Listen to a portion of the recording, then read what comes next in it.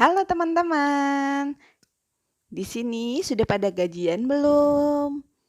Yang sudah gajian, hal pertama yang kita lakukan adalah bersyukur ya teman-teman.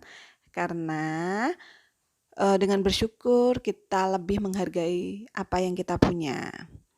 Berapapun pendapatan yang kita punya, saat ini kita wajib bersyukur. Karena di luar sana masih banyak teman-teman kita yang kurang mampu, banyak teman-teman kita yang kurang beruntung, nggak mendapat pekerjaan, dan semoga mereka semua segera mendapatkan pekerjaan yang terbaik. Dan yang sedang berusaha, semoga usahanya dilancarkan. Amin. Nah, di sini saya akan melanjutkan video saya yang kemarin tentang membagi pos pendapatan saya. Di sini pendapatan saya 6.500.000. Saya akan bagi ke dalam pos-pos tabungan. Di sini tabungan juga ada 3, dana darurat, investasi, dan sinking fund sebesar 2 juta rupiah. Di sini uangnya sudah saya ambil dari ATM. Untuk dana darurat saya masukkan 500.000 rupiah. Ini uangnya saya simpan di botol bekas. Nanti saya tunjukin tabungan saya ini. Mungkin di video selanjutnya ya, karena nanti kepanjangan. Investasi juga sama, nanti saya tunjukkan cara saya menabung dan triknya supaya kita berhasil menabung dengan menyenangkan pastinya dan bikin ketagihan menabung. Nah, di sini nanti juga ada sinking fund sebesar 1 juta. Saya nanti akan bagi juga ini ke dalam beberapa pos juga yang sinking fund. Nanti kita tunggu video selanjutnya ya. Terus ini saya konsen ke pengeluaran dulu. Caranya saya membagi-baginya. Nah, untuk pengeluaran tetap, biasa saya masukkan di amplop-amplop karena cuman sebentar. Ini tuh cuman numpang lewat aja. Sebagai pengingat sih istilahnya, amplopnya cuman untuk ngingetin biar nggak terlewat aja apa yang harus saya bayarkan. Nah, di sini pertama bayar sekolah, itu tanggal 1 atau 2 itu udah saya transfer langsung. Itu uangnya udah saya masukin amplop. Terus untuk sedekah juga di sini saya biasa transfer. Kalau enggak saya masukin ke amplop-amplop kecil, saya bagi-bagi nanti di jalanan kayak gitu-gitu. Kalau enggak biasanya saya beliin sembako, ya kayak gitulah pokoknya. Beda-beda. Tapi awal bulan tetap harus saya keluarkan itu. Kemudian untuk ayah ini juga jumlahnya nggak banyak ya, cuman sedikit, cuman buat pegangan aja. Jadi nggak butuh uang banyak juga yang ini ayah. Tapi awal bulan juga langsung saya transfer. Terus kemudian orang tua juga di sini buat ngingetin saya, udah untuk ucapan terima kasih aja ke orang tua kita. Ini juga langsung saya transfer ya. Terus kemudian untuk semuanya ya totalnya itu pokoknya 1.200.000 ya. Saya nggak rinci berapa-berapanya. Terus kemudian untuk pengeluaran yang selalu berubah, karena tiap bulannya memang berubah-berubah, cuman saya harus budgetkan, budgetnya itu harus tetap. Nah, sisanya itu yang berubah-berubah. Dan kadang lebih tapi dikit ya, nggak banyak. Nah, di sini untuk pengeluaran yang berubah-berubah ini, saya masukin di dompet khusus. Dompetnya khusus untuk keuangan. Di sini berguna banget buat saya. Nah, isinya nih dapat kita lihat dalamnya. Nah, ada pos-posnya. Ada per posnya, jadi gampang nanti saya ngaturnya.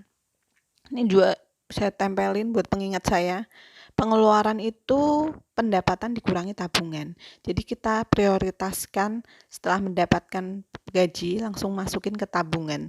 Jadi tabungan tuh nggak disisain. Jadi harus diprioritaskan. Jadi di awal. Setelah kita potong kayak tadi tabungan saya 2 juta, sisanya baru untuk pengeluaran. Gitu ya teman-teman. Jadi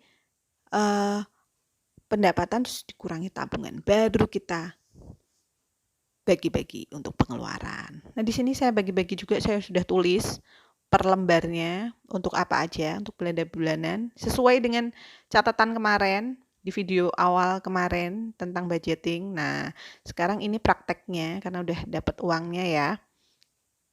Kita praktekin cara masukinnya, cara ngeposinnya. Tapi catatannya udah saya catatkan kemarin itu.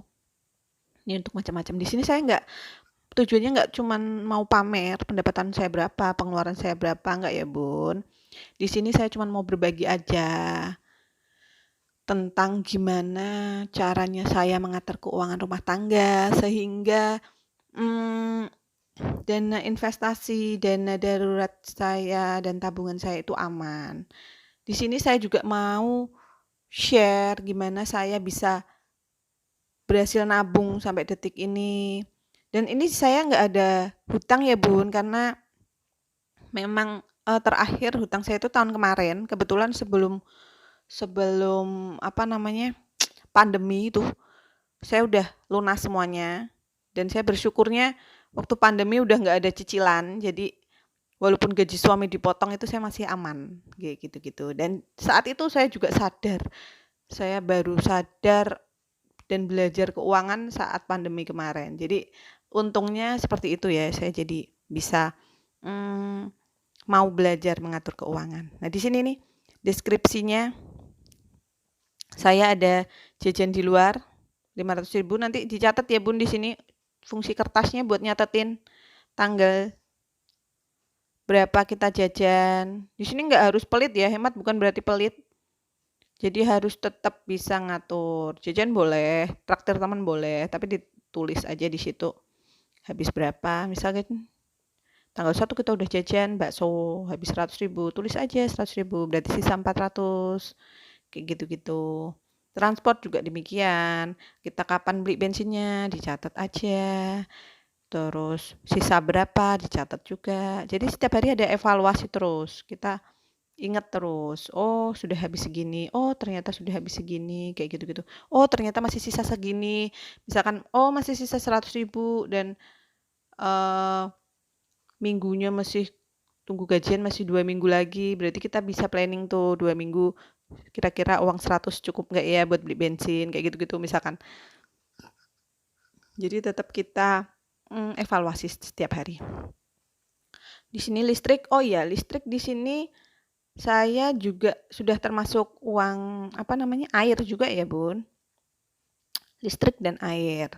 Jadi 200.000. Ini listrik saya 1.300 watt, ada 2 AC, terus ada mesin cuci juga, pakai Magicom juga, setrika juga. Nanti saya juga akan kasih tips hemat listrik, oke? Video selanjutnya juga ya. Tunggu aja. Terus ini juga arisan dan lingkungan tuh kayak keamanan sama sampah ya, uang keamanan sama uang sampah. Terus ini masukin lagi buat catatan juga. Jadi tiap pos-pos harus ada catatannya. Kenapa saya bikin ribet gini? Kenapa sih kok nggak jadi satu rekening aja? Kayak gitu-gitu kan. Ribet banget sih, pakai dompetnya banyak banget. Belum lagi catat-catat gini. Nah, ini memang untuk kita kontrol diri kita. Kalau misalkan jadi satu ATM, terus di situ udah termasuk dana darurat, dana tabungan, dana pendidikan, pengeluaran tiap hari, nanti kita nggak bisa kontrol, kita habisnya berapa.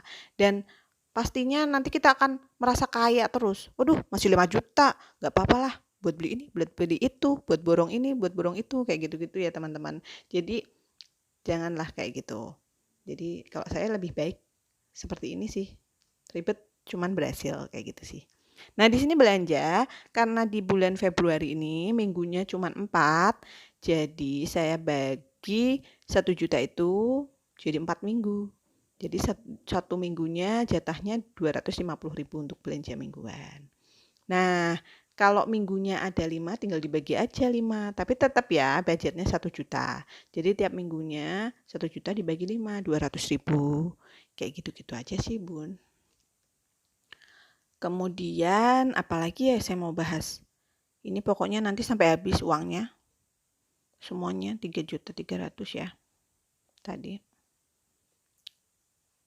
Terus tips lain apa ya? Kalau saya bisa berhasil itu intinya semua itu harus konsisten sama disiplin. Kita harus disiplin dengan apa yang udah kita catat. Jangan gampang besok lagi aja lah. Kayak gitu-gitu. Kita jangan gampangin istilahnya kayak gitu. Harus disiplin. Misal nih kayak kemarin ya saya belanja apa ya, karena tahun baru kan belanjanya agak banyak gitu kan. Nah, di sini saya harus putar otak nih, apa ya? Akhirnya saya nggak beli skincare, nggak facial. Jadi uang skincare 200 bisa buat nutup kekurangan saya di awal bulan, kayak gitu-gitu sih contohnya. Kita harus putar otak kayak gitu. Nah, ini sisa ternyata uangnya 200, ternyata uang lain-lain. Nah, uang lain-lain ini enggak saya masukkan di dompet keuangan ini ya bunda-bunda. Tapi uang lain-lain ini saya masukin di dompet satunya lagi. Itu dompet khusus kalau bisa yang biasa aku bawa sih kalau aku jajan tanpa tanpa harus bawa tas. Kok cuman ke deket ya, swalayan deket rumah atau warung deket rumah atau belanja di deket rumah. Kan nggak perlu tuh bawa tas sama dompet keuangan ini, kan bahaya juga. Isinya kan juga lumayan tuh, 3 jutaan ya kan. Nah, ada dompet yang kedua. Di sini isinya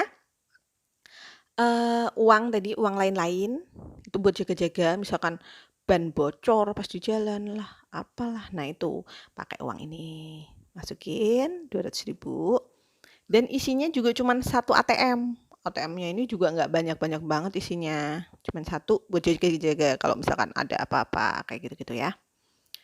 Terus kemudian ada lagi, nah di sini aku nggak bawa ini ya.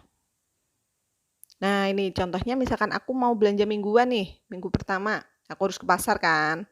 Nah, di sini aku ambil aja tuh uangnya dari dompet keuangan sebesar Rp250.000 untuk 1 minggunya. Nih, terus aku pindahin nih ke dompet yang kedua. Dompet yang aku biasa bawa tanpa tas. Nah, ke pasar bawa ini aja deh. 250.000. Sama bawa tas belanja. Gitu. Kalau udah, selanjutnya ada dompet satu lagi nih. Dompet satu lagi, ini isinya apa? Bukan uang ya, Bun. Di sini isinya, nah tuh ATM. ATM-nya ini buat apa aja? Yang pertama, ini ATM untuk dana darurat. Isinya, nggak pernah saya ambil. Ngisinya setahun sekali waktu itu apa? Waktu celengannya dibobok. Yang kedua, untuk investasi, sama yang ketiga yang hijau itu untuk pendidikan anak-anakku. Jadi udah aku siapin juga untuk masuk sekolah, untuk apa kayak gitu-gitu ya. Terus itu nggak pernah saya ambil, saya tinggal di rumah ya dompetnya ya, dan sampai saya lupa pinnya. Terus kemudian apalagi sudah semua. Oh ya, untuk tabungan 3 ini saya bahas di video selanjutnya ya teman-teman, karena nanti agak lama juga ini videonya. Kita bahas tuntas tiga-tiganya. Apa itu pengertiannya, terus gimana saya savingnya, caranya, terus gimana biar ketagihan menabung, tips dan triknya supaya berhasil, kayak gitu-gitu ya. Nanti di video tabungan selanjutnya. Oke, semoga videonya bermanfaat dan semoga teman-teman bisa mengambil sisi positifnya, dibuang sisi negatifnya, kayak gitu-gitu ya. Oke, terima kasih teman-teman semua. Semoga membantu. See you next video. Dadah. Bye.